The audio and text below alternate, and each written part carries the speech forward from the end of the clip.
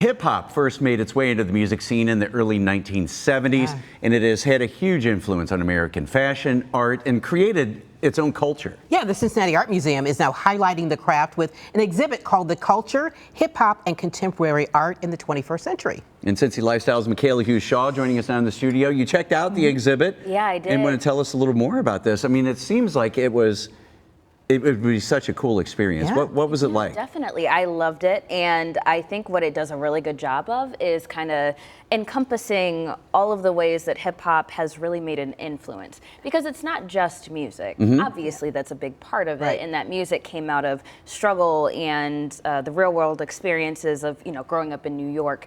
But it also touches on like the fashion and the gold chains and all of the things that I think people associate with hip hop, but maybe don't think about it as being like this one big culture. So, And you mentioned cool. how it does encompass a lot of other things. How did the exhibit happen to capture all of that? Yeah, well, it's awesome because there are quite a few different exhibits throughout too, some that are interactive as well. They have one video that's showing that like kind of just showcases how like breakdancing got started and how it evolved, and obviously that was a big part of hip hop too.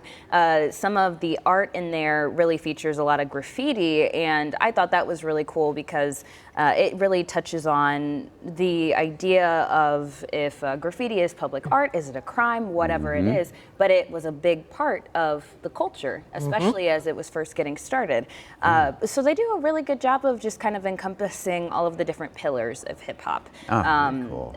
Anywhere you look, you're like, oh wow, that's super cool. And they paid tribute to some of the great artists, and this right here, this is kind of like a memorial in a way for Aaliyah, the singer that passed, I believe it was in '01. But yeah, it touches on so many things. They do a really good job there. That's awesome. So, I mean, with all of these different aspects of it, though, Mikhayla, did you have a favorite part of the exhibit? I actually really loved it. We just went past it, but it was a ton of Timberland boots stacked on top of one another. Some are bedazzled, some had flowers in them. And also, throughout the exhibit, different music is playing. So it kind of guides you through the different eras of hip-hop, which I thought was super cool. And actually, that's braiding hair on the wall there. Oh, wow. I know, like so many packs of braiding hair probably went into that, but it was cool because it's kind of a way just to celebrate the culture and really honor it too, because it has had such a big influence. Yeah, it seems like a real immersive experience, which is what you like when you go to a museum. Yeah. What's something you learned?